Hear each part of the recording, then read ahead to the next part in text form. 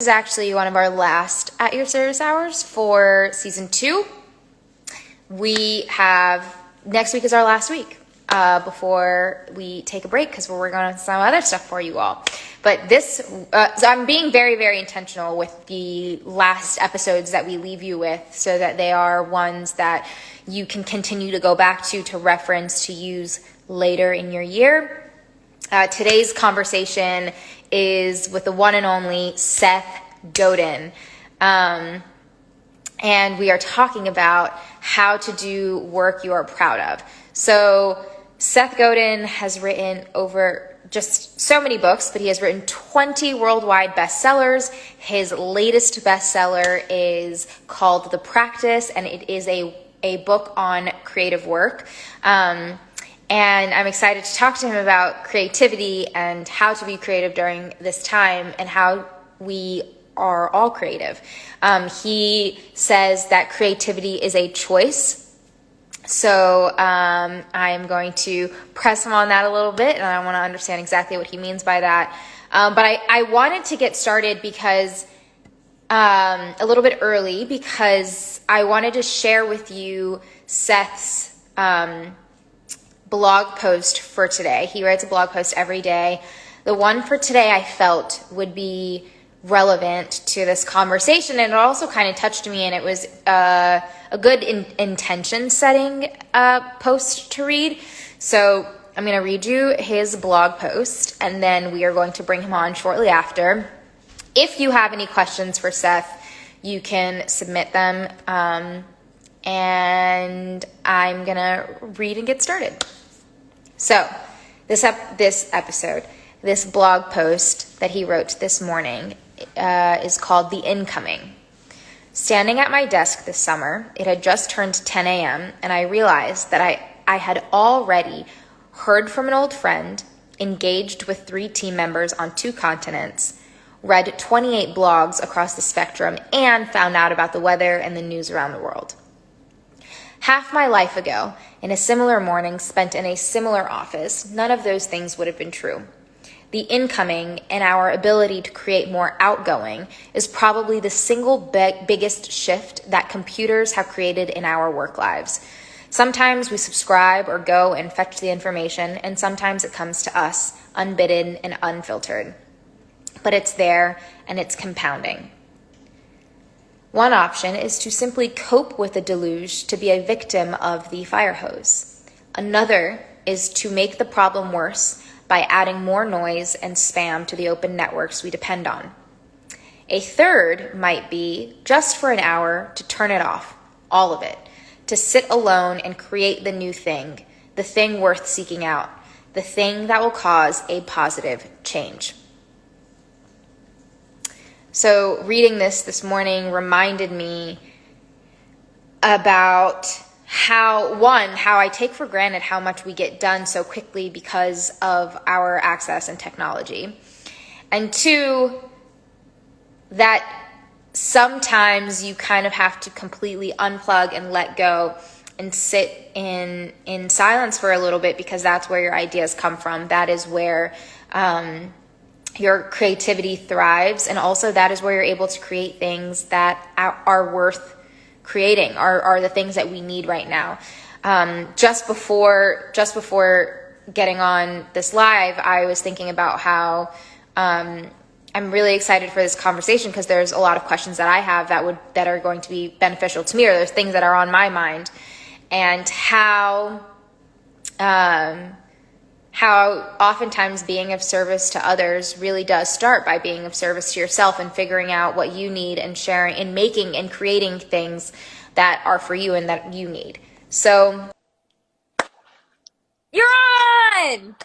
It worked. It worked. Thank you so much for taking the time. I was reading your blog post to people to kick off this amazing conversation because I felt like the blog post that you wrote this morning resonated with me in making me more intentional and mindful of the day that we're going into, and realizing that sometimes before you even get out of bed, like this morning before I got out of bed, I like responded to business emails in different countries and followed up with my family, and then read an article that I was waiting to read. And it just made me feel so mindful. So thank you for that. What was your inspiration for that? Oh, try not to knock things over. This is a bad habit for so many of us. And I know that I can go home feeling like I worked hard all day and point to nothing that I created. Connection is super important. We're connection machines. That's what humans do really well, and especially in this moment of so much dislocation and injustice and pain. But it's also a crutch, because if you spend your whole time hitting the ball back, you're not spending any time figuring out how to make things better. And we maybe need a little bit more leadership. And that's going to come from people like you, maybe people like me showing up and saying, here, I made this. But in order to do that, we have to have our own agenda, not just bounce back what someone just sent us. So one of the things that I was thinking about before even getting on here, when I was trying to think of the direction that I wanted this conversation to go. And because this is called At Your Service Hour, even I have to like check myself and think about remind myself that being of service to myself is actually a great way of being of service to other people. Because if I'm thinking about what I would need and what I would want, and if I want what's best for me, naturally I'm going to be able to lead and think about what's best for other people. And it always ends up being better that way. So in your process of creating this new book, The Practice, and focusing on creativity, did you feel like you were doing something for yourself? You know, on the airplanes, back when you and I used to take airplanes, they have that whole speech at the beginning that no one listens to. And one of the things they say is, when the oxygen masks drop, put yours on before helping other people. This is nonsense. This does not work on me. I can't imagine putting my own mask on first and letting some 6-year-old kid sit there gasping. No. And some people want to hustle. Some people want to just take. And we've seen way too much of that. And it's easy to get hooked on that idea that if you don't put on your own mask, you're not of help. But one way through the challenges of being creative, of shipping work, making things better, is to realize you're doing it for other people, that they would miss you if you were gone, that is fuel for what you can do next. And so, yeah, of course, sooner or later you have to put your own mask on. Sooner or later you have to find sustenance. But for me, the compass is, would they miss this if I didn't bring it forward?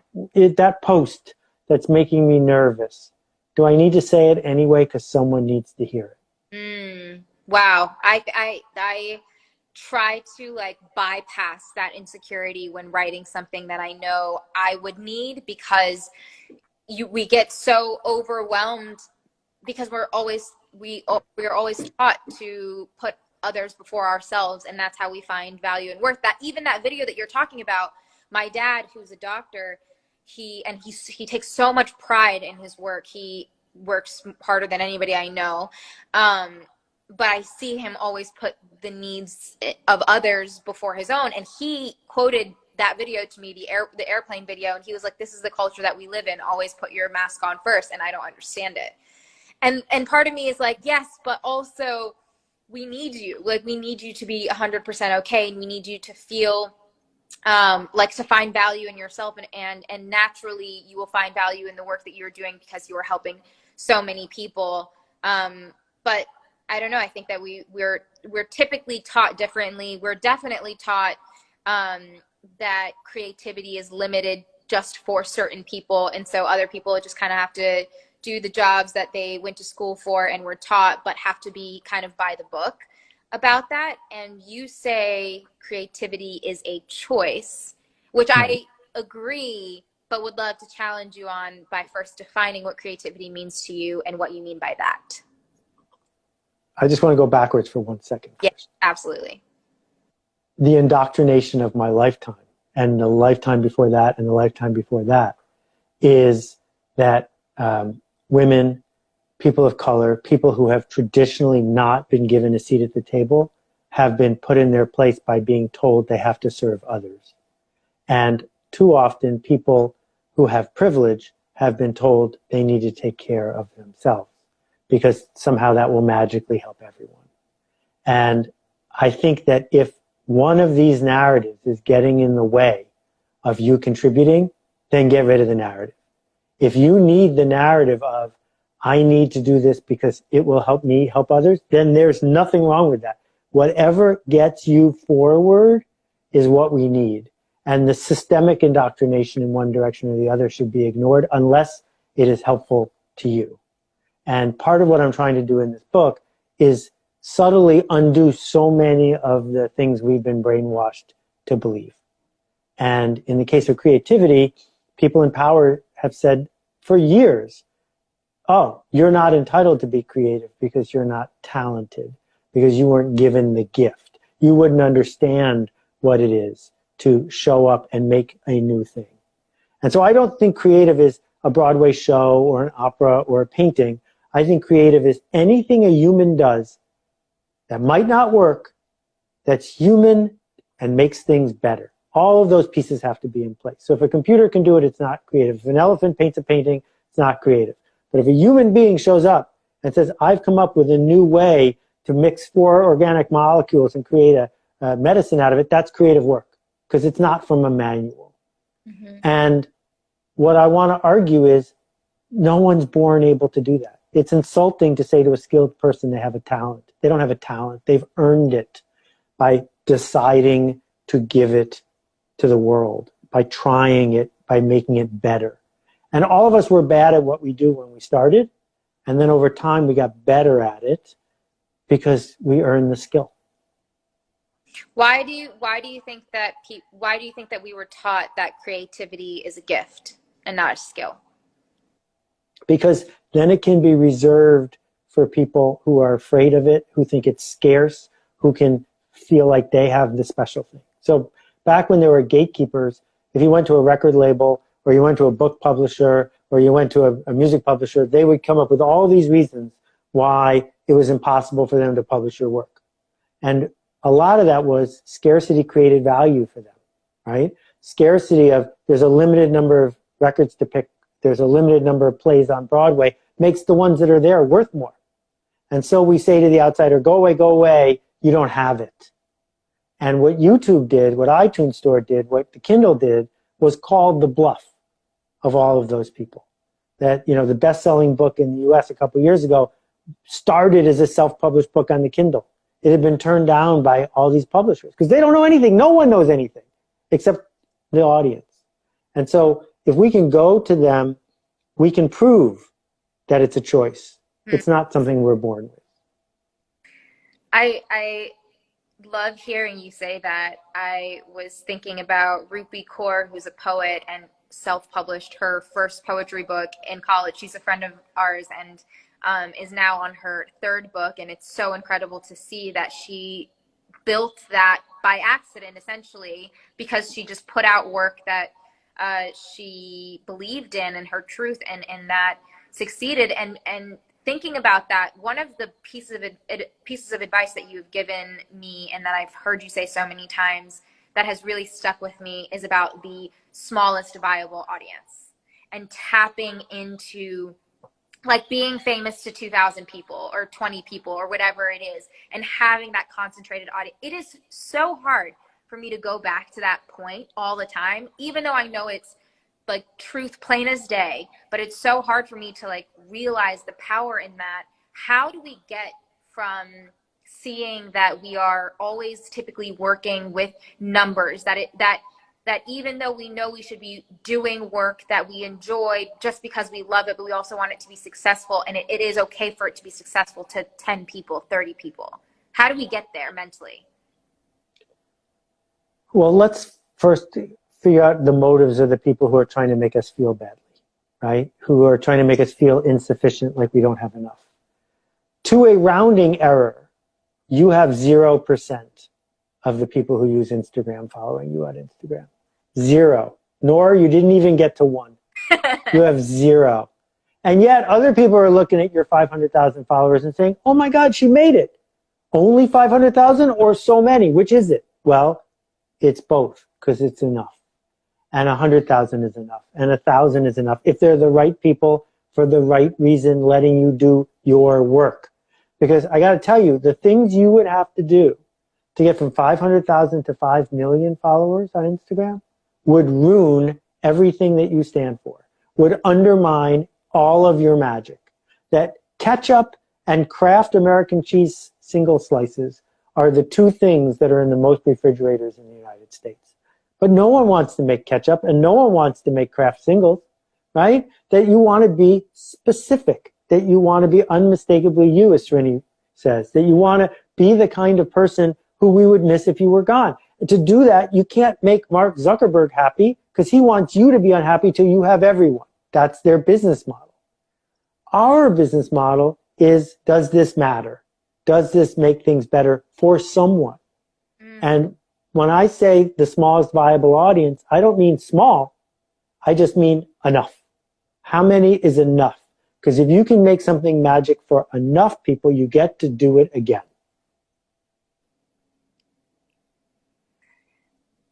I'm accepting that because I like it hit a little different today.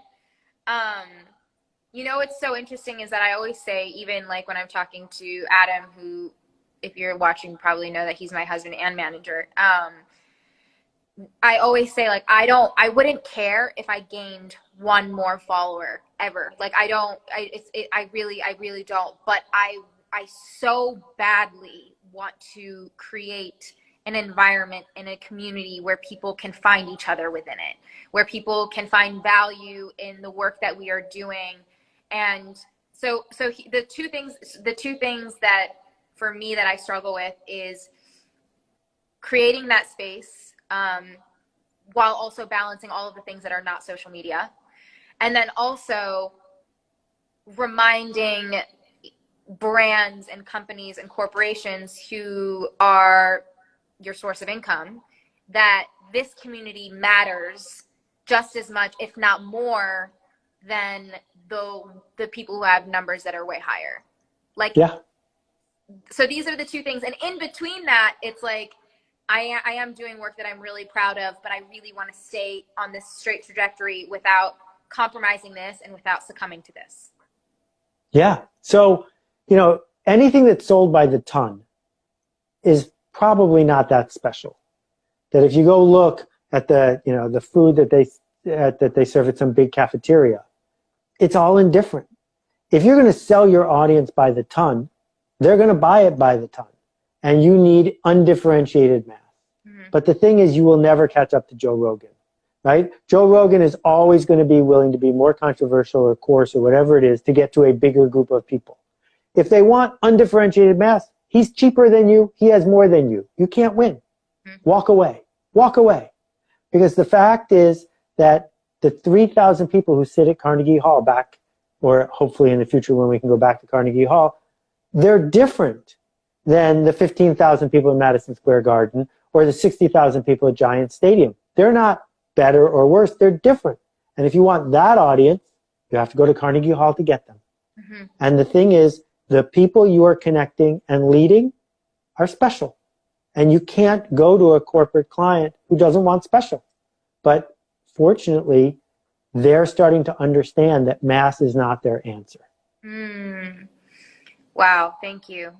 So for people who are starting out or who are trying to who work in a space that doesn't allow them the freedom to pursue their creativity, to challenge their creativity, or doesn't even cultivate it, especially because we're working from home, who want to build out their story or build something for themselves, before asking where does one start, I would love to actually talk about what are the barriers that are already in place that typically are in place when people want to start. Okay, so there's a fork in the road between hobbies and a profession.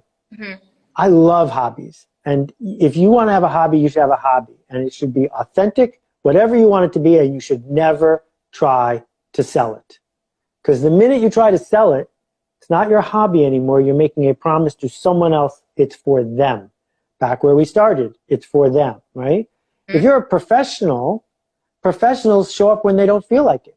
right? Nora has a cold today. That doesn't mean anything. It's still 1 o'clock and here we are because you're a professional. You show up. You said you would and you do. So if you work in a place and people aren't giving you a chance to do the creativity you want to do, number one, make sure you're clear about whether you want a hobby or whether you want a profession. And number two, you still have a lot of time for your side hustle. In the evenings and on the weekend, what will you build for 5 people, 20 people, 200 people? And that over time, as you build that audience with the work you want to do consistently, it's possible you will be able to make a living at it. It's hard. It's not guaranteed to work, but that's the journey. Reassurance is futile. Reassurance is not the answer. I have these, I call them writer's blocks. I make them on my laser cutter. They take 3 hours to make a batch. And one side, this one doesn't say it, they're all different. One side says, reassurance is futile.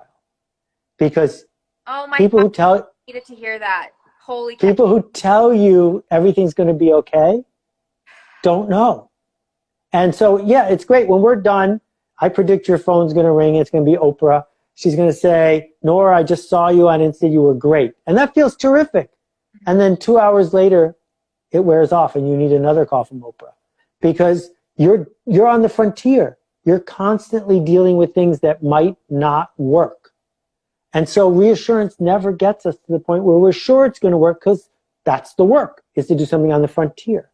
So the alternative is to say, not I need to be reassured and told that everything is going to be okay, simply that I need to know people have my back, that I need to know that there are people when everything isn't okay who are still going to be there for me. Whoa. Okay. Okay. Yeah, I feel a little shocked because I literally had a conversation with Adam about this yesterday, and I was feeling pretty low, and I kept thinking that like the thing that was missing was that I needed encouragement or reassurance that I was doing the right thing.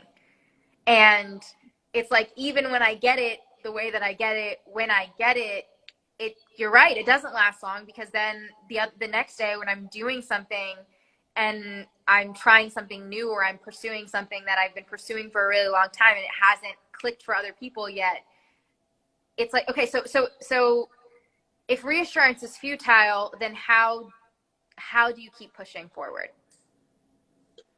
So let's say you were a lifeguard.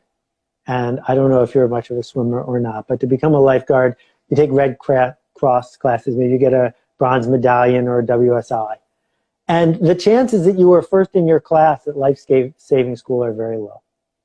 But you're on lifeguard duty and some kid starts drowning 3 feet in front of you. It is not appropriate to look around to see if there are any other lifeguards who could jump in instead of you. Maybe it's 2 beaches away or 3 pools away. It's not appropriate to say, I didn't do the best at lifeguard school. You jump in the water and you save the person because that's your job and because you're a human, both. And in that moment, reassurance isn't going to help. In that moment, you don't want to go over your scores on the life-saving test. You just rescue someone. And part of what it means to have the smallest viable audience is to say, there are 100 people, 20 people, 6 people, 6,000 people who trust me enough to let me try. So I'm going to try right now. I'm going to try my best. I'm going to try with the most consistent professional voice I have. And it might not work. But I'm not going to walk away because the kid might drown.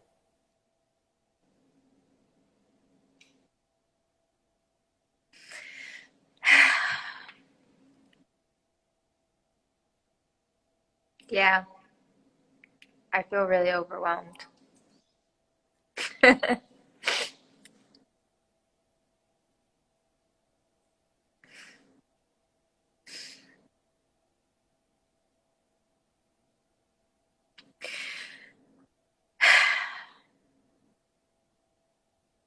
um, so do we even have a choice? We do. We do because people walk by all the time. They walk by the hungry person, they walk by the lonely person, they walk by the disconnected person. That when we lived in a village of 100 people, you couldn't walk by. But we've depersonalized at the same time we industrialized. And we came up with all these stories that make it easy to walk by and make it somebody else's problem. And so when someone like you shows up and says, wait a minute, you got a microphone, why aren't you using it? And you have a chance to shine a light, why don't you turn it on? Sometimes we listen to you because you're right. And yeah, people have a choice. You can get away with it and you can just parade around the fact that you made a lot of money, or you parade around the fact that you were good at football or whatever it is. But I like the leverage, the chance, the opportunity to show up and say, maybe I could help. I think so many people, and I mean, I know that I'm sure you get this all the time, and I get questions like this every single day where people want to help. They want to help so much and they don't know how to start. And I know that I felt like when I started reading about your latest book, The Practice, that it came out at a perfect time, because I haven't read it yet, obviously, but I felt like it wasn't something new. It was just like giving people what they needed, because we are in confined spaces right now, because we are confined spaces in our own bodies. Like, we don't even know what we're doing with our insides at the moment. We don't know, like, we're feeling things at such a heightened level. What was the thing that you were so sure about that you had to put in this book for us right now? Well, almost nothing happens with good timing. And I would give almost anything to have the timing be completely different than in this moment, right? I think, selfishly, my best days are days when I get to have a conversation like this one with someone like you. And my worst moments are when I'm sitting around saying, what do I get right now? What's in it for me? How do I take something off the table? I'm very uncomfortable with that, and there's never enough. It just never feels like enough. I hate surprise parties, because you come to the surprise party for you, which you didn't ask for, and then like it you know, and so what I'm trying to do is not be a guru, because I'm not, and I'm not trying to tell people what to do because I don't know. What I'm trying to do is open the door for people to do what people have always done, which is make things a little bit better for the circle of people around them. And we will not do that by being a cog in a system. Mm-hmm. We will do it by finding an interesting way to solve a problem that other people thought couldn't be solved. That is the solution that I feel like I keep coming back to. Do you think that is the solution just doing what you can do to feel better, to do things to better your own life and then better the people around you? And does that ripple effect actually work? Because I say it all the time, and I feel like I've seen it, and that's how I was taught. I was taught that you focus on yourself, your family at home, and then you move outward. And sometimes, like, the furthest ring that you get to is just your neighborhood, and that's still okay. That's still incredible work, because you're still putting it out.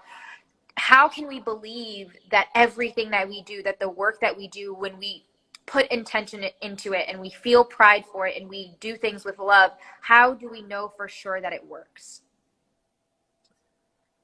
Okay, so 3 principles. First one is start where you are, because where else could you start? And the second one is start now, because when else should you start? And the third one is it'll never be enough. And there is no guarantee. So when in doubt, look at rules 1 and 2. Right? Because the thing is that what we can do is think bigger. Not so we have a place to hide, but so that we don't stop. That the leverage that used to be available to someone in their 20s or 30s was tiny, because you weren't going to get written up in a business magazine. There were only 3 of them. And you weren't going to get on TV because there were only 4 channels. And. But we gave everyone this microphone. We gave everyone this camera. We didn't do it so that you would post cat videos, right? We did it because we believe that if good people help a circle around them see something they hadn't seen before, connect in a way they didn't connect, it will weave a fabric of possibility. And we've been hijacked by media entities and algorithms that want us to divide, that want us to not trust each other, that want us to ignore science. But the only way to push back is in the small and repeat and grow it. And each of us can do that, not by complaining about the system, but by building a better system. So finally, when building a better system from home, from virtually, in sometimes completely alone, what should we keep in mind, or are there tools that you believe wholeheartedly in that will help us make it easier on ourselves during a time like this? So 3 words that I could share. Am I running out of time? Should I talk faster, or are we good? I'm good on my end. I know I'm good. Yeah. Okay. Saobana is a Zulu term that means I see you. And it doesn't mean like I see you or all these hearts that are going by. Thank you for all those hearts. It means I see your dreams and your fears and your hopes and your wishes. And I see your parents and your grandparents and your great-grandparents before that. And that's what everybody wants, is to be seen. Number 2 is enrollment. You can't do this work with someone who doesn't want it done. You have to find the people who raise their hand and say, yeah, I'll follow. And the 3rd one, which surprises people, is tension. That if you want to shoot a rubber band across the room, first you have to pull it backwards. It stretches. It feels like it needs to be released. And that is unavoidable. That if you're going to do work that's important with people who want you to do it, you first have to create tension. That moment of, oh, and then we get to the other side. Mm-hmm. And we're afraid of that tension because we catastrophize it. And if you're doing it for a small enough group, if you realize that mistakes are fixable, if you embrace the fact that writer's block is a myth, that these are all skills, then you can develop a practice. And the practice always starts small. But over time, because we have these tools, the practice can get bigger and we can do something about injustice.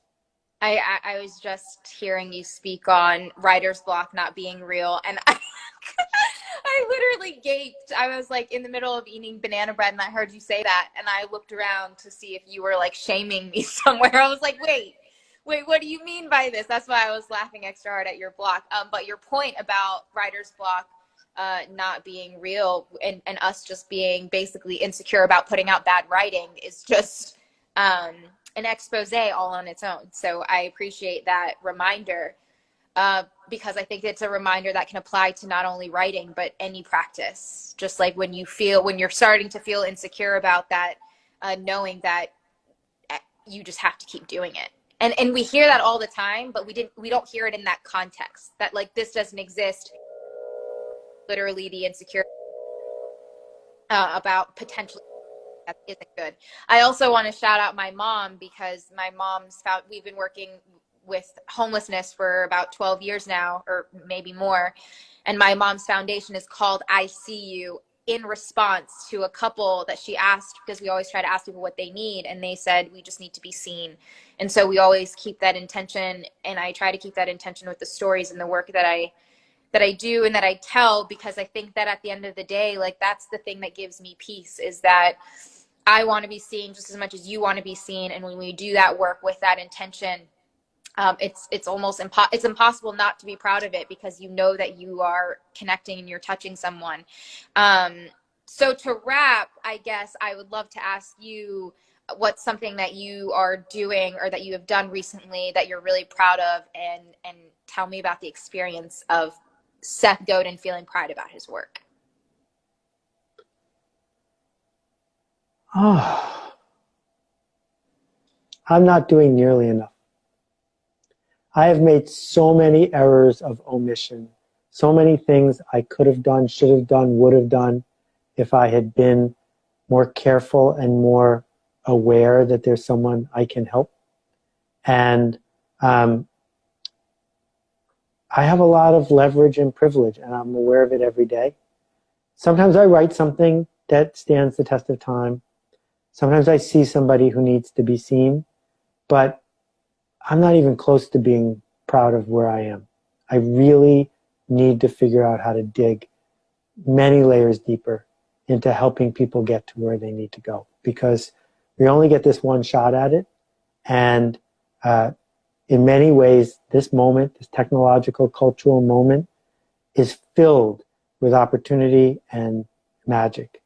And in other ways, we're wasting it. And I'm just recommitting myself to doing something that matters. I want to tap though, because I feel so proud.